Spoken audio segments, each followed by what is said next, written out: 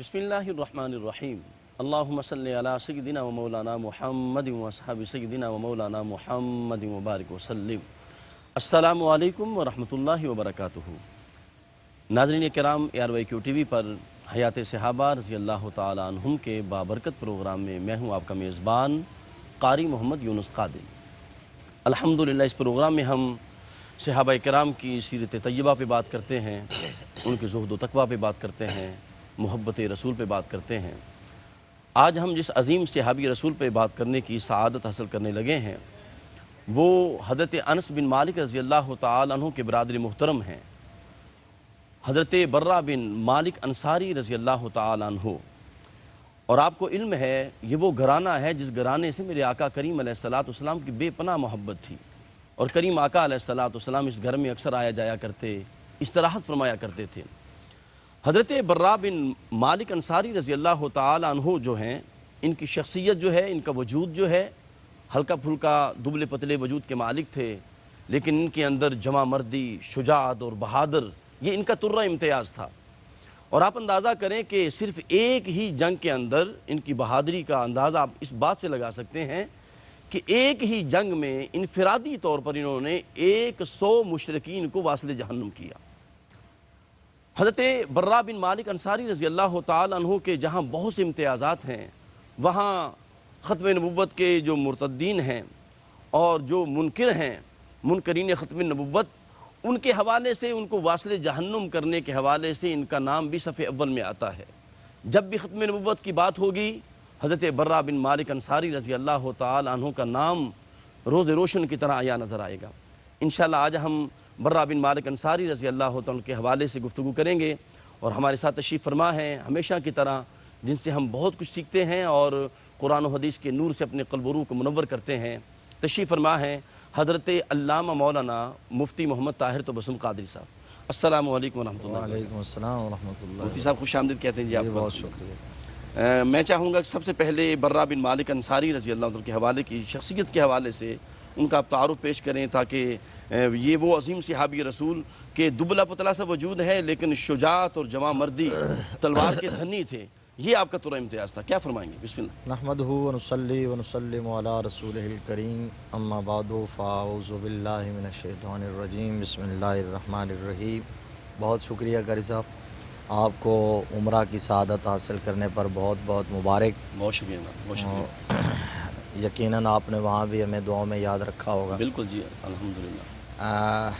आज हम जिस हस्ती, जिस शख्सियत, जिस मर्द मैदान पर वाह वाह बात करने जा रहे हैं, चूँकि पिछले प्रोग्राम हज़रत अनस बिन मालिक रज़ी अल्लाह ताला अन्हु के हवाले से थे, खादिम रसूल जी, तो आप उनके भाई हैं, अल्लाती भाई हैं आप, हज़रत अनस बिन मालिक रज़ी अल्लाह ताला अन्हु के हज़रत बर्रा बिन मालिक अंसारी रज़ी अल्लाह ताला अन्हु हज़रत अनस के अल्लाती भाई। मुझसे मैं चाहूँगा अल्लाती की ज़रा वज़ाहत फरमा दें, मेहरबानी होगी। जी बिल्कुल, अहम ये इल्मी सवाल है। बहन या भाई, ये जो रिश्ता है फ़िकी और इल्मी ज़बान में 3 किस्म का होता है। सही। एक हकीकी बहन भाई होते हैं, एक अल्लाती बहन भाई होते हैं, और एक अखियाफ़ी बहन भाई होते हैं। सही। अगर दोनों के माँ और बाप एक ही हो जी, तो फिर ये हकीकी बहन भाई होते हैं, और अगर माँ दोनों की एक हो और बाप अलग अलग हो तो ये अखियाफ़ी बहन भाई होते हैं। और अगर दोनों का बाप अलग अलग हो, माँ एक हो, तो ऐसी सूरत के अंदर ये अल्लाती बहन, बाप एक हो, बाप एक हो और माँ अलग अलग हो, बाप एक हो, माँ अलग अलग हो, तो ये अल्लाती बहन भाई होते हैं। जिस तरह हज़रत अनस बिन मालिक और हज़रत बर्रा बिन मालिक जी, रज़ी अल्लाह ताला अन्हुमा दोनों के वालिद माजिद एक थे, लेकिन हज़रत अनस बिन मालिक हज़रत उम्मे सुलैम रज़ी अल्लाह ताला अन्हा के वतन से थे, और हज़रत बर्रा बिन मालिक की वालिदा माजिदा का नाम समहा था, तो ये उनके वतन से थे। और इस हवाले से हमारी उर्फ़ में इसको सुतीला भी कहते हैं। तो बहरहाल ये बाप एक था और माँ दोनों की अलग अलग थी, इसलिए ये अल्लाती हुए, अल्लाती भाई थे। हज़रत अनस बिन मालिक रज़ी अल्लाह ताला अन्हु का भाई होना भी इनका शरफ़ है। वाह वाह। और हज़रत अनस बिन नदर रज़ी अल्लाह ताला अन्हु जो शुहदाए बदर के अंदर बड़े नामवर शहीद थे जी, और उन्होंने कफ़ारा अदा किया था शुहदाए ओहद में, انہوں نے بدر کی غیر حاضری کا کفارہ ادا کیا تھا احد کے میدان میں. جی بدر میں کسی وجہ سے غیر حاضر ہو تو انہوں نے کہا یا رسول اللہ میں آگے کوئی مار کا درپیش ہوا تو میں بدلے چکا دوں گا. واہ واہ. تو پھر احد کے اندر انہوں نے وہ بدلہ چکایا. تو وہ حضرت برہ بن مالک کے سگے چچا تھے. صحیح. تو یہ بھی آپ کے لیے شرف کی بات ہے.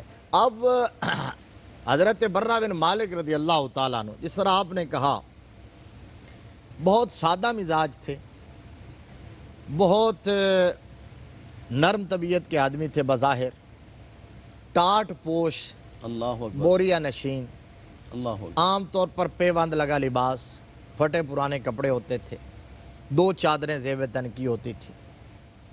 لیکن جب میدان جہاد میں اترتے تھے, جب میدان رزم میں اترتے تھے, حق و باطل کی رزم ہوتی, واہ واہ. جب اعلاء کلمت اللہ کی بات ہوتی, جب اسلام کی آبرو کی بات ہوتی, جب مصطفیٰ کی ناموس کی بات ہوتی, واہ واہ واہ. تو سبحان اس وقت حضرت برہ بن مالک رضی اللہ تعالیٰ عنہ کی کیفیت یہ ہو جاتی دشمنان اسلام کو دیکھ کر, کفار کو دیکھ کر, کہ ان کے بدن پر کپ کپی طاری ہو جایا کرتی. اللہ اکبر. حیرت کی بات یہ ہے جس طرح آپ نے کہا نا کہ چھریرا بدن, دبلا پتن, جی دبلا پتلا اور نحیف لاغر لاچار بظاہر یوں ہیں, اللہ اکبر.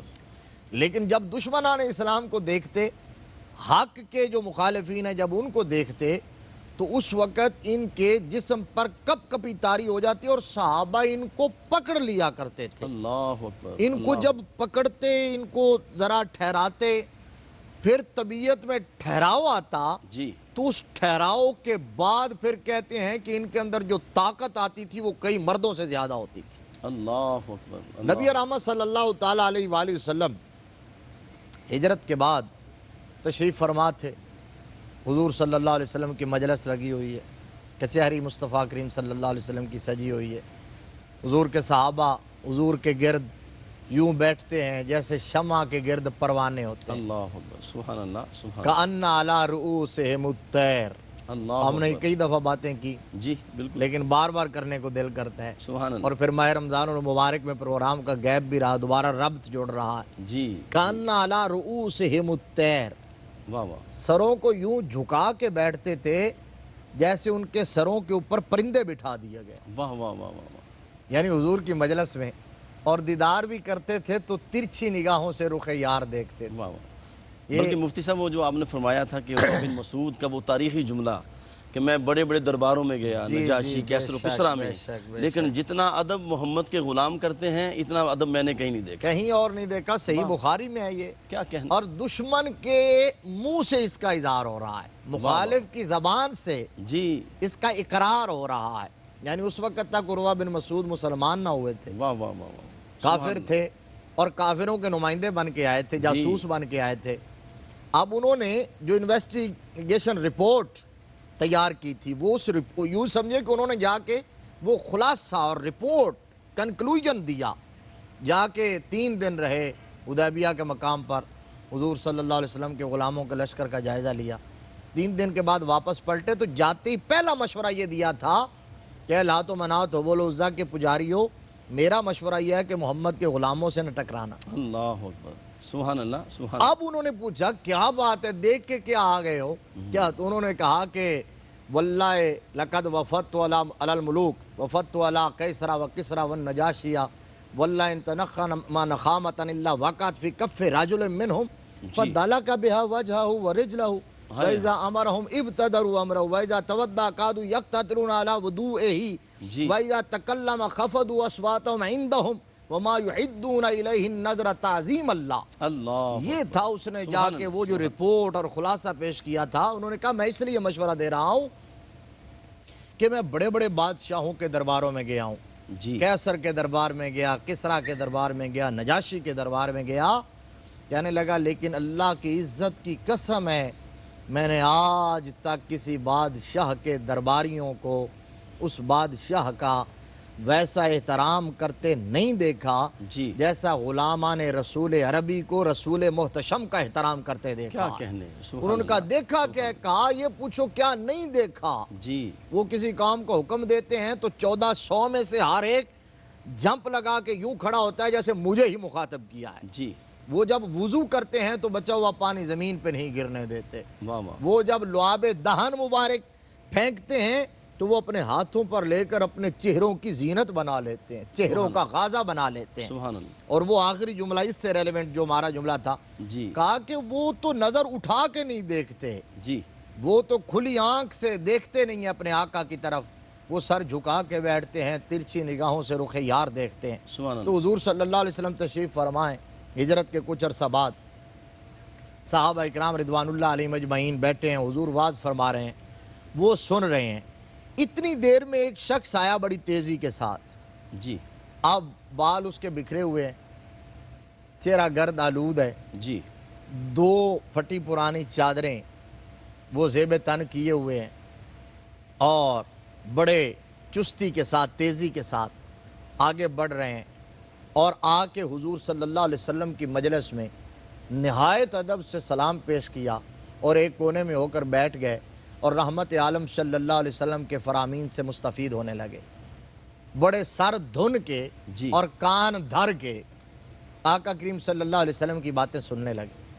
تو حضور صلی اللہ علیہ وسلم نے گفتگو کے دوران, میرے آقا نے دوران تکلم ایک بات ارشاد فرمائی, یہ ہے تعارف, واہ واہ یہ ہے ان کی پہچان, اور یہ صحابہ اکرام میں امتیازی پہچان ہے حضرت برہ بن مالک رضی اللہ تعالیٰ. اللہ ایک یہ سبحان اللہ. اور ایک یمامہ کے میدان کا معرکہ جو ہے اس کا تاج اگر اس کا کوئی ہیرو کہلوا سکتا ہے تو حضرت برہ بن مالک ہے. کیا کہنے, سبحان تو اب یہاں میرے آقا کریم صلی اللہ علیہ وسلم ان کی طرف متوجہ ہوئے, اور متوجہ ہو کے دیکھا حضرت برہ بن مالک تھے, وہ جو آنے والے جن کا میں نے ابھی تعارف کروایا. جی جی وہ تشریف فرماتے تو حضور صلی اللہ علیہ وسلم نے فرمایا کہ اللہ کے کچھ بندے ایسے ہوتے ہیں جو پراگندہ حال ہوتے ہیں جی اور غبار آلودہ بال ہوتے ہیں, 2 چادروں میں ملبوس ہوتے ہیں, لوگوں کے نزدیک وہ بڑے حقیر ہوتے ہیں, اللہ اکبر. وہ دروازوں سے دتکارے جاتے ہیں, جی کوئی ان کو قریب نہیں بیٹھنے دیتا.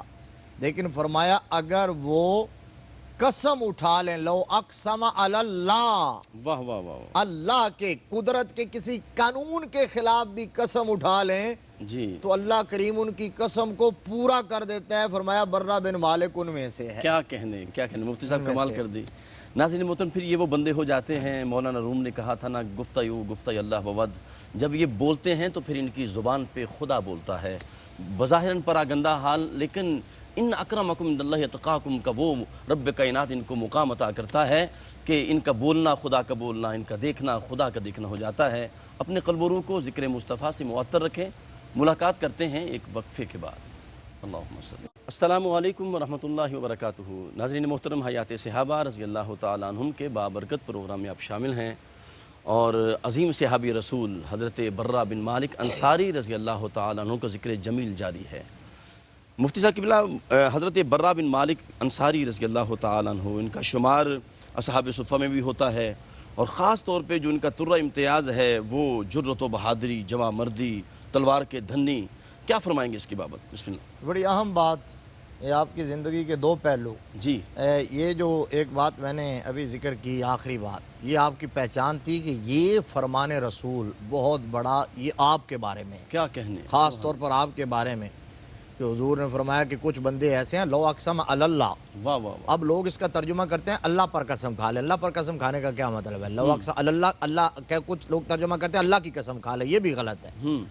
اہل علم سے پوچھئے, لو اقسم علی اللہ کا معنی یہ ہے کہ وہ اللہ کے کسی قانون کے خلاف قسم اٹھا لے. اللہ اکبر. یعنی وہ یہ قسم اٹھا دیں کہ آج سورج مغرب سے طلوع ہوگا. جی لو اقسم علی اللہ, قدرت کے قانون کے خلاف قسم اٹھا لیں تو اللہ تبارک و تعالیٰ اپنے ان محبوب, مقبول, مستجاب, مقرب بندوں کی قسم کو پورا کرتا ہے اور اپنا قانون بدل دیتا ہے. واہ واہ. مفتی جس طرح حضور غوث پاک کا فرمان ہے, فرماتے ہیں کہ تقدیر معلق, تقدیر مبرم کی بات کرتے ہوئے فرماتے ہیں کہ اگر عبد القادر کے ہاتھ اٹھ جائیں تو رب کائنات تقدیر مبرم کو بھی بدل کے رکھ دیتا ہے. بے شک ایسا ہی ہے, اللہ کے ایسے بندے ہیں, یقیناً ایسے ہیں بے شمار. تو یہ تو پھر صحابہ اکرام رضوان اللہ علیہ. اب صحابہ کا یقین کیا تھا, ایک اور بات سنیے. اس بات کو سن کے صحابہ اکرام کا حضرت برہ کے بارے میں اور زبان رسالت پر اتنا کامل یقین ہو گیا تھا کہ جب کبھی کوئی مشکل پیش آ جاتی تھی, جہاں کوئی حال نظر نہ آتا, تو حضرت برہ بن مالک کو کہتے تھے کہ آپ اب قسم اٹھا کے کہیں کہ ایسا ہو جائے گا. اللہ اکبر. جو میدان سر نہیں ہو رہا ہوتا تھا,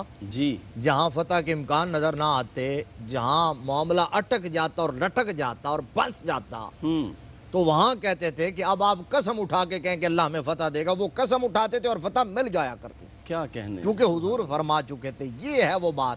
اب اچھا آپ نے کہا کہ اصحاب صفہ میں, یہ بھی بہت بڑا اعزاز ہے اصحاب صفہ میں, چونکہ آپ یتیم تھے. جی جو حضرت انس کے والد اور ان کے والد تھے, جہاں ہم اپنے پہلے پروگرام میں ذکر کر رہے آئے ہیں کہ حضرت ام سلیم رضی اللہ تعالیٰ عنہ چونکہ حضور صلی اللہ علیہ وسلم کی غلامی میں آ گئی, کلمہ پڑھ لیا انہوں نے, تو حضرت انس کو بھی انہوں نے کلمہ پڑھانا شروع کر دیا تھا. تو حضرت انس کے جو والد تھے, پھر ان کے بھی وہ والد مالک بن نضر, وہ یہاں ان کو بھی دعوت دی. پہلے تو وہ کہتے رہے کہ میرے بچوں کو کیوں ورغلا رہی ہو. جی تو لیکن جب حضرت ام سلیم بعد نہ آئیں, انہوں نے اپنا مشن جاری رکھا, تو وہ یہاں سے حجاز سے چلے گئے تھے شام کی طرف اور وہاں قتل ہو گئے. صحیح. تو اب حضرت انس بن مالک بھی یتیم ہو گئے, ٹھیک. حضرت برہ بن مالک بھی یتیم ہو گئے. جی حضرت انس بن مالک خادم رسول بنے, واہ واہ, اور یہ طالب علم مدرسہ رسول بنے. کیا کہنے. سبحان اللہ. یہ حضور صلی اللہ علیہ وسلم کے صفہ میں آ گئے, جی اور صفہ کا وہ مرکز, جی صفہ کی وہ روحانی تربیت گاہ, صفہ کی وہ اسلامک یونیورسٹی, صفہ کا وہ مدرسہ جو ام المدارس ہے. بے شک. اور دنیا بھر میں جہاں کہیں بھی علم کی بات, جہاں کہیں شعور کی بات, جہاں کہیں آگہی کی بات, جہاں کہیں تعلیم و تربیت کی بات ہوگی, جی تو وہ بات اس وقت تک کمپلیٹ نہیں ہو سکتی جب تک کہ صفہ کا حوالہ نہ دیا جائے. کیا کہنے. سبحان تو اللہ. نبی رحمت صلی اللہ علیہ وسلم نے حضرت برہ بن مالک اور ان جیسے جو حضور کے دیوانے تھے, شمع رسالت کے پروانے تھے, جو حضور کے غلام تھے, چاہنے والے تھے, جن کا کوئی سہارا نہیں ہوتا تھا, جن کا پرسان حال نہیں ہوتا تھا, جو زمانے کے یوں سمجھ لیں کہ تھپیڑوں سے تنگ آ چکے ہوتے تھے, تو رحمت عالم صلی اللہ علیہ وسلم انہیں اپنے دامن کرم میں پناہ دیتے تھے. اللہ اکبر. اور مسجد نبوی شریف کے اندر سبحان اللہ. آپ تو تازہ تازہ ہو کے آئے ہیں, سبحان اللہ, الحمدللہ. اور وہاں کے آثار رنگ ڈھنگ نظر آ رہے ہیں آپ پر. الحمدللہ. تو حضور کے قدمین شریفین کی طرف وہ چبوترا آج بھی قائم ہے. الحمدللہ. صفہ کا وہ مسجد نبوی کے اندر ایک تھڑا بنا دیا.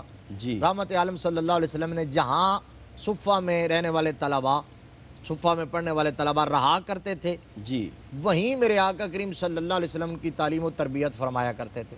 اب دیکھیے وہ بظاہر ایک چھوٹی سی جگہ, جی بظاہر وہ ایک چھوٹا سا چبوترا, لیکن میرے آقا کریم صلی اللہ علیہ وسلم نے وہاں ایسی تعلیم و تربیت فرمائی, ایسا پڑھایا, ایسا سکھایا, ایسا قابل بنایا کہ اس صفہ کے چبوترے پر پڑھنے والے لوگوں میں دنیا کے ٹاپ کے جرنیل بھی بنے, واہ واہ, جج بھی بنے, لیڈر بھی بنے, سیاستدان بھی بنے, اور معلم بھی بنے. بے شک. وہ کون سی کوالٹیز ہیں جو حضور صلی اللہ علیہ وسلم کے شاگردوں میں نہیں پائی جاتی, جو حضور کے صحابہ میں نہیں پائی جاتی.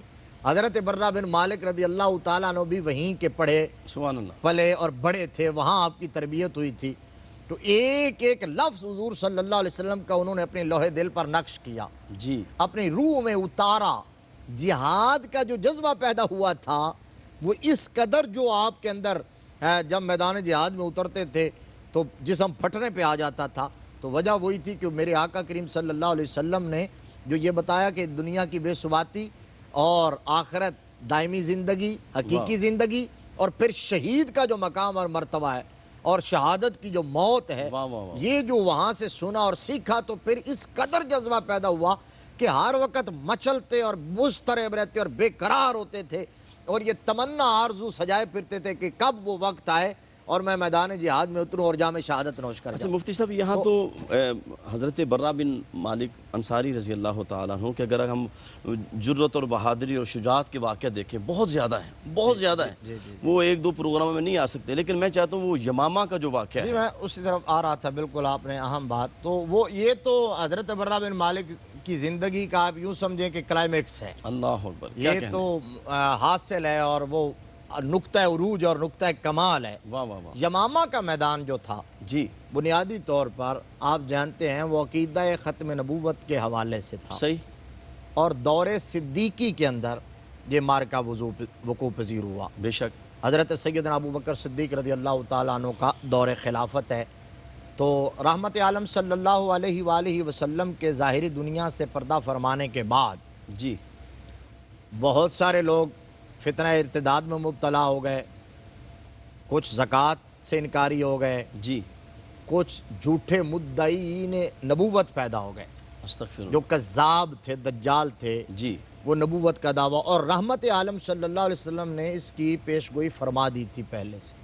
میرے آقا کریم صلی اللہ علیہ وآلہ وسلم نے فرمایا کہ میرے بعد کوئی نبی نہیں، میں آخری نبی ہوں، بے شک، لیکن میرے بعد 30 کذاب دجال پیدا ہوں گے، اللہ اکبر، اور کلہم یزعم انہ نبی و انہ لا نبی بعدی۔ بے شک، لا ریب، فرمایا ان میں سے ہر ایک یہ دعویٰ کرے گا کہ وہ نبی ہے، حالانکہ میرے نبی نے لائے نفی جنس کے ساتھ، اللہ اکبر، جو اللہ جنس اکبر، کی نفی کرتا ہے، جی جی، یعنی جنس نبوت کی نفی، کیٹاگوریکل نفی، اکراس دا بورڈ نفی، ہول ہریٹڈلی تھرو آؤٹ نفی جو ہوتی ہے، جی جی، تو نبی رحمت نے فرمایا انہ لا نبی بعدی، بے شک، میرے بعد کوئی نبی نہیں ہوگا۔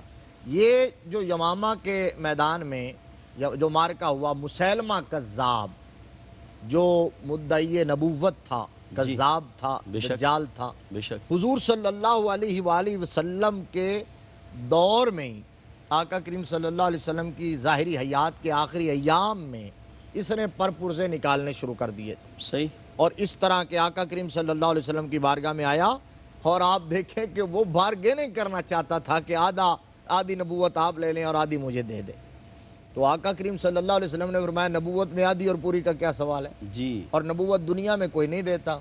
میرے آقا کریم صلی اللہ علیہ وسلم نے فرمایا نبوت تو اللہ کی عطا ہے، اور میں آخری نبی اور میرے بعد کوئی نبی نہیں ہوگا۔ تو ادھر آقا کریم صلی اللہ علیہ وسلم نے پردہ فرمایا، تو اب وہ اپنے لاؤ لشکر کے ساتھ جو لوگ اس نے گمراہ کیے تھے، جو مرتد ہو گئے تھے، جن کو اس نے اپنے بہکاوے میں اور جھانسے میں پھانس لیا تھا، ان کا لشکر تیار کر کے وہ نبوت کا دعویٰ کر بیٹھا، ریاست مدینہ کو چیلنج کرنے لگا، حضور صلی اللہ علیہ وسلم کی نبوت کو چیلنج کرنے لگا۔ اب اس میں اہم بات یہ حضرت برہ بن مالک میں سناتا ہوں، اور وہ تو بہت بہت خوبصورت بات ہے، ہمارے ناظرین کا ایمان تازہ ہو جائے گا۔ ایسی بات ہے کہ وہاں پتہ چلتا ہے کہ ایک مومن کی شان کیا ہے، وہ جو اقبال نے کہا کہ ہر لحظہ ہے مومن کی نئی شان نئی آن، یہ بات وہاں نظر آتی ہے۔ لیکن یہ ہے کہ جب یہ حضرت ابو بکر صدیق رضی اللہ تعالی عنہ نے تمام تر چیزوں سے صرف نظر کر کے سب سے پہلے اس فتنہ کی سرکوبی کا مصمم ارادہ فرمایا اور اس کے لیے لشکر تیار کیے، کیوں؟ اس لیے کہ صحابہ اکرام رضوان اللہ علیہ مجمعین جانتے تھے کہ عقیدہ ختم نبوت عقائد اسلامیہ کی بنیاد ہے، عقائد اسلامیہ کی اصل ہے، عقائد اسلامیہ کی بیس ہے، روح ہے۔ یعنی مفتی صاحب یعنی آپ کی گفتگو کا حاصل یہ ہے کہ بہت سے فتنے تھے، لیکن ختم نبوت کا جو معاملہ ہے یوں سمجھ لیں کہ یہ دین کی اساس ہے، یہ بالکل اہم، اللہ، یہ ایک یعنی جملے دین کی میں پوری بنیاد جو ہے ہمارا جو اس پہ کھڑی ہے، عقائد اسلامیہ کی عمارت اگر کھڑی ہے تو عقیدہ ختم نبوت پہ کھڑی ہے۔ کیا کہنے یہ میں بات ہمارے ناظرین کے لیے آسان کر دیتا ہوں۔ عقائد اسلامیہ ہے کہ آمنت باللہ و ملائکتہ و کتبہ و رسلہ والیوم الاخر والقدر خیرہ و شرہ من اللہ تعالی والبعث بعد الموت۔ جی ہم پڑھتے ہیں ایمان کے اندر، ایمان کی صفتوں میں اللہ پر ایمان، ملائکہ پر ایمان، کتابوں پر ایمان، رسولوں پر ایمان، آخرت کے دن پر ایمان، بعث بعد الموت پر ایمان، مرنے کے بعد زندہ کیے جانے پر اور فیصلے کے دن پر ایمان۔ بے شک، تو یہ ہے عقائد اسلامیہ۔ اب بتائیے کہ ہم میں سے کسی نے اللہ کو نہیں دیکھا، کسی نے آخرت کا دن نہیں دیکھا، کسی نے مردے کے بعد دوبارہ زندہ کیا جانا نہیں دیکھا، ملائکہ کو نہیں دیکھا، پہلے رسولوں کو نہیں دیکھا، پہلی آسمانی کتابوں کو نہیں دیکھا، اللہ، یہ سب کچھ ہم مان رہے ہیں۔ تو کیوں مان رہے ہیں؟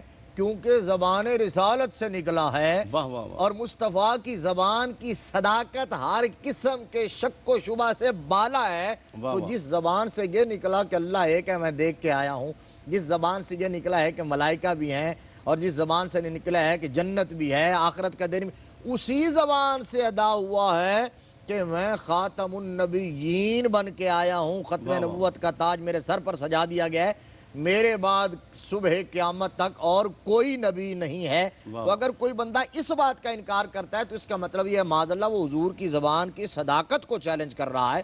اگر یہ چیلنج ہو جائے تو پھر تو عقائد اسلامیہ کی ساری عمارت گر جاتی ہے۔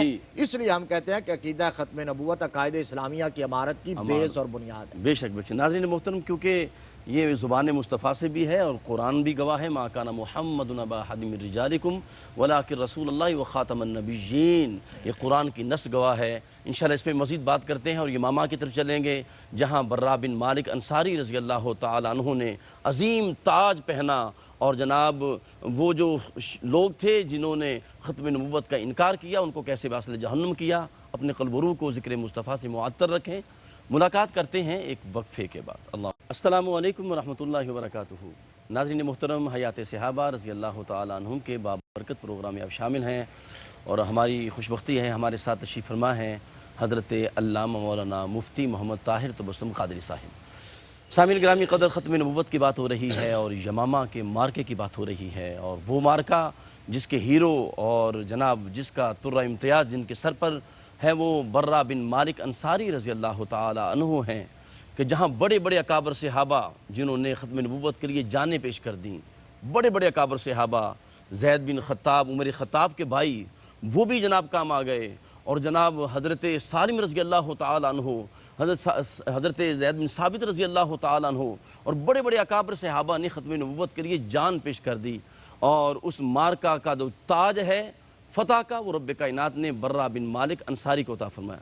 جی مفتی صاحب کیا فرمائیں گے؟ جی یہ بڑی اہم بات، آپ نے تو ایک دو نام ظاہر ہے اختصار کے پیش نظر ذکر کیے، لیکن یہ ختم نبوت کا وہ مارکہ تھا جی کہ جس کے اندر حضور صلی اللہ علیہ وآلہ وسلم کے 1200 صحابہ، اللہ اکبر، جن میں 700 حافظ قرآن صحابہ تھے، اللہ اکبر، سبحان اللہ، اور 70 بدری صحابہ تھے۔ بدری صحابہ، اصحاب بدر وہ ہیں جن کے بارے میں میرے آقا نے کہہ دیا تھا کہ آج کے بعد کوئی بدری صحابی جو بھی کرے نا اللہ کی طرف سے گرفت نہیں ہے۔ اللہ اکبر۔ اور حضرت ابو بکر صدیق نے کہا کہ بدری آج کے بعد کسی مارکے میں نہیں جائیں گے، لیکن اپنا بنایا ہوا قانون خود توڑ دیا۔ جی جب یہ مارکہ درپیش ہوا تو فرمایا اب بدری بھی اٹھاؤ، ناموس اتنا مصطفیٰ نازک کی، مسئلہ ہے، اتنا حساس واہ واہ واہ، اہم مسئلہ۔ تو 1200 صحابہ جن میں 700 حافظ قرآن صحابہ تھے، 70 بدری صحابہ تھے، انہوں نے جام شہادت نوش کیا۔ اللہ اکبر۔ اور ایک روایت کے مطابق مسلمہ کے جو ماننے والے تھے، جو مرتدین تھے، ختم نبوت کے منکرین تھے، 70,000 مارے گئے، 70,000۔ جی اب حضرت ابو بکر صدیق رضی اللہ تعالیٰ عنہ نے اس مہم کو سر کرنے کا جب ارادہ فرمایا، جب ادھر توجہ فرمائی، تو آپ نے لشکر تشکیل دیے۔ حضرت اکرمہ بن ابی جہل، حضرت اکرمہ رضی اللہ تعالیٰ عنہ ان کی قیادت میں دستہ بھیجا، اور حضرت خالد بن ولید کو کہا کہ وہ کموک لے کے پہنچیں۔ تو اب حضرت اکرمہ گئے تو وہ شوق شہادت میں اور جذبہ جہاد میں جاتے ہی انہوں نے حملہ کر دیا اور انتظار نہیں کیا۔ تو اب مسلمانوں کو بظاہر شکست ہوئی، وہاں سے قدم اکھڑے اور انہیں پیچھے ہٹنا پڑا۔ حضرت ابو بکر صدیق کو انہوں نے رپورٹ بھیجی تو اتنے جلال میں آئے، حضرت ابو بکر صدیق اتنے جلال میں آئے، فرمایا کہ اکرمہ میرے سامنے نہ آنا اس وقت تک جب تک کہ منکرین ختم نبوت کا خاتمہ نہیں ہو جاتا۔ جی پھر حضرت شرحبیل بن حسنہ واہ واہ، ان کو کمانڈر بنا کے بھیجا، انہیں بھی یہی کہا۔ اچھا انہوں نے بھی جاتے ہی لڑائی شروع کر دی، وہاں ان کے بھی قدم پھسل گئے اور انہیں بیک فٹ پہ جانا پڑا۔ پھر حضرت خالد بن ولید پہنچے۔ اب یہاں سے وہ حضرت برا بن مالک کے جفا کش حملے جو ہیں اور آپ کی سرفروشی اور جان نثاری اور جان بازی کا وہ مظاہرہ واہ واہ واہ، کہ تاریخ انسانی میں ایسی مثال شاید نہ ملے، یہ حد کر دیا آپ نے۔ حضرت خالد بن ولید رضی اللہ تعالیٰ عنہ جب پہنچے، سب سے پہلے تو آپ نے آ کے، آپ جانتے ہیں کہ حضرت خالد بن ولید جنہیں سیف اللہ میرے نبی نے کہا تھا کہ اللہ کی تلوار ہے، اور خالد بن ولید کی فتوحات کا راز مصطفیٰ کا بال ہے، ہاں ہاں ہاں سبحان اللہ، آپ کی ٹوپی میں سلا ہوا میرے آقا کریم صلی اللہ علیہ وسلم کے منہ مبارک ہیں۔ واہ واہ واہ واہ، 300 مارکے حضرت خالد بن ولید نے لڑے ہیں، 300 مارکے۔ جی جی یہ کہہ دینا آسان ہے، گننا ہو نا، یہاں ہمارے جو پلیئر ہوتے ہیں یا کھلاڑی ہوتے ہیں یہ اپنے میچ گنتے ہیں، اتنے میچ ہو گئے اتنے، اللہ اکبر، وہ کوئی بڑا لیجنڈ ہوگا واہ جو واہ، 300 کو پہنچتا ہے، جی یہاں تو درجنوں میں فارغ ہو جاتے ہیں۔ تو یہ میچ ہیں، وہ جنگیں ہیں، مارکے ہیں، غزوات ہیں۔ تو 300 مارکے حضرت خالد بن ولید رضی اللہ تعالیٰ عنہ نے لڑے، اور 300 میں سے کسی ایک میں بھی شکست نہیں ہوئی۔ واہ واہ، یہاں جب آئے نا تو پہلے میدان کا جائزہ لیا۔ یہ بھی ایک بڑی محبت والی بات ہے، میں سنا دیتا ہوں، پتہ نہیں پھر کبھی یہ موضوع آئے گا کہ نہیں آئے گا۔ حضرت خالد بن ولید رضی اللہ تعالیٰ عنہ آئے میدان میں، تو انہوں نے جب دیکھا دونوں طرف کی افواج، بظاہر ان کی بود و باش ایک جیسی تھی، اللہ اکبر، بظاہر ان کی واہ واہ شکلیں، واہ، وہ چند دن پہلے تک وہ بھی حضور کا کلمہ پڑھتے تھے، جی جی بالکل، مسلمان تھے اور اسی دھرتی کے رہنے والے تھے، ان کا لباس، ان کا گیٹ اپ یہی تھا۔ تو مسلمہ خود حضور کا کلمہ پڑھتا تھا، بعد میں بے ایمان ہوا۔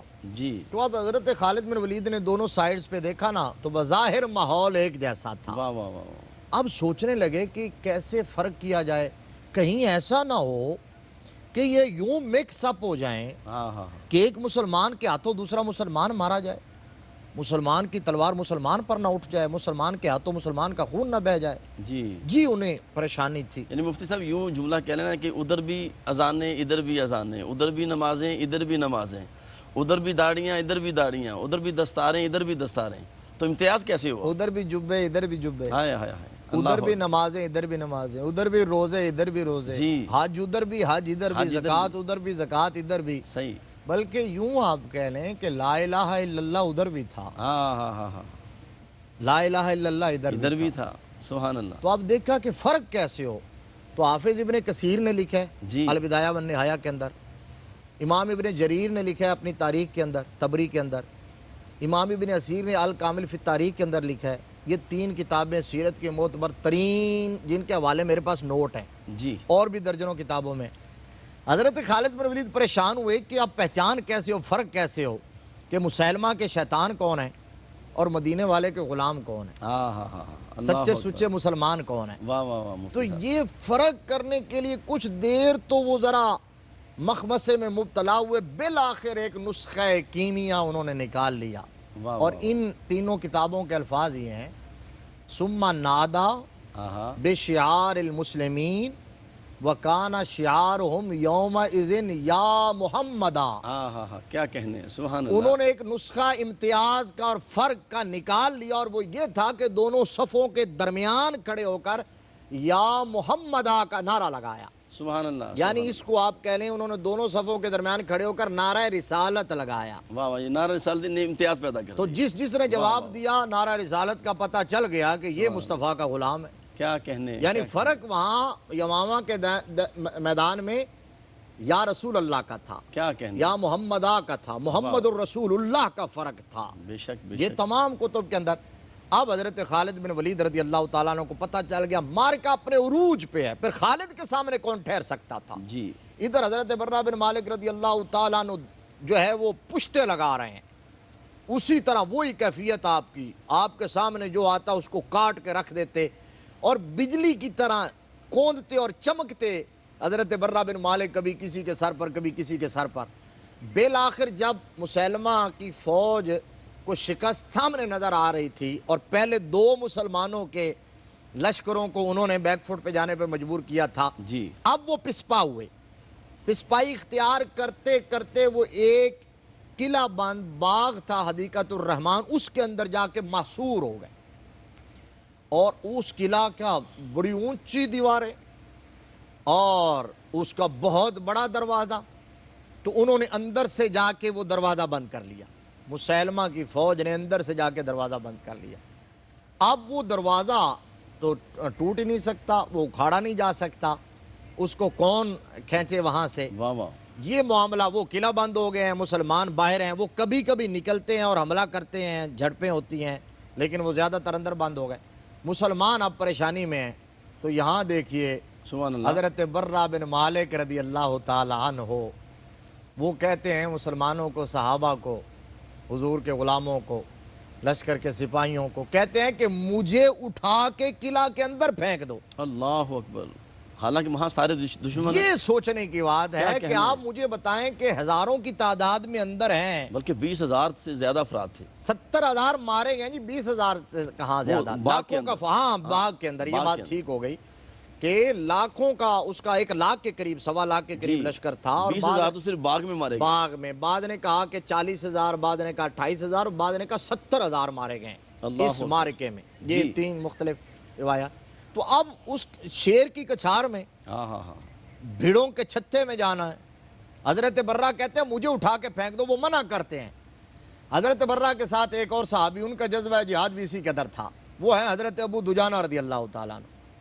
अब हजरत अबू दुजाना की बात मैं बाद में सुनाता हूँ। तो हजरत बर्रा बिन मालिक रदी अल्लाह ताला अन्हु और हजरत अबू दुजाना दोनों मिले। हाँ हाँ, सुभान अल्लाह। दोनों कहते हैं हमें अंदर जाने दो, सहाबा मना करते हैं, कहते नहीं हमें किसी तरीके से दीवार जो है वो क्रॉस करवाओ, सहाबा मना करते हैं। हजरत अबू दुजाना चूँकि जवान थे, उन्होंने छलांग लगाई और इतनी ऊंची दीवार पे कदम रखा और अंदर कूद गए। हजरत अबू दुजाना रदी अल्लाह ताला अन्हु अंदर कूद गए।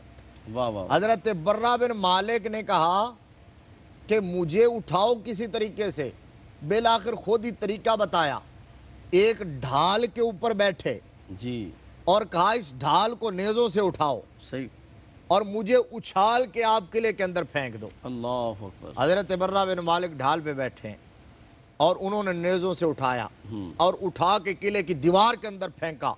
हजरत वह मोहम्मदी कछार का ये शेर तलवार लेके वहाँ यूं जवां मर्दी से लड़ा है कि जो सामने आता है उसको तह तेग करता है। जख्म लगते हैं तीरों के, तलवारों के, नेज़ों के, हजारों के मजमे को चीरते हुए हजरत बर्रा बिन मालिक गए और जाके किले का दरवाजा अंदर से खोल दिया है। अल्लाह अकबर। मुस्लिम फौज के लिए रास्ता खोल दिया है। वाह वाह। अब सिपाही अंदर दाखिल हुए और फिर वहाँ घमसान का रन पड़ा और अल्लाह तबारक व ताला ने इस मार्के में हजरत बर्रा बिन मालिक की जफाकशी, जवामर्दी, सरपरोशी की बरकत से मुसलमानों को फतह अता फरमाई। और हजरत बर्रा बिन मालिक के जिस्म पर 80 जख्म थे। अल्लाह हजरत खालिद बिन वलीद रदी अल्लाह ताला अन्हु ने अपने खैमे में लेके आए, उनका इलाज अपनी निगरानी में करवाया। वाह वाह वाह। और 1 महीना तक हजरत खालिद बिन वलीद वहाँ सिर्फ हजरत बर्रा बिन मालिक के इलाज की गर्ज से रुके रहे। क्या कहने, क्या कहने। नाज़रीन मोहतरम, जी चाहता था ये हदीक़तुल मौत जो है, इसमें बहुत सी बातें और भी मौजूद थीं। और बर्रा बिन मालिक अंसारी रज़ी अल्लाह ताला उनको रब्बे कायनात ने ख़त्मे नबुव्वत की हिफाजत के लिए जो ताज अता किया, ये इन्हीं का खासा है। रब्बे कायनात हमें भी ख़त्मे नबुव्वत की नौकरी अता फ़रमाए। और इसके साथ ही इंशाअल्लाह अगले प्रोग्राम में इंशाअल्लाह अज़ीम क़ारी कुरान के साथ हम प्रोग्राम को लेकर हाज़िर होंगे, जिनके बारे में मेरे आका ने फरमाया कि मेरी इस पूरी उम्मत में सबसे बड़ा क़ारी कुरान कौन है। इंशाअल्लाह अगले प्रोग्राम में शामिल होंगे इंशाअल्लाह उस अज़ीम सहाबी रसूल के साथ। अपने मेज़बान क़ारी मोहम्मद यूनुस क़ादरी को इजाज़त दीजिए। अस्सलामु अलैकुम व रहमतुल्लाहि व बरकातुहू।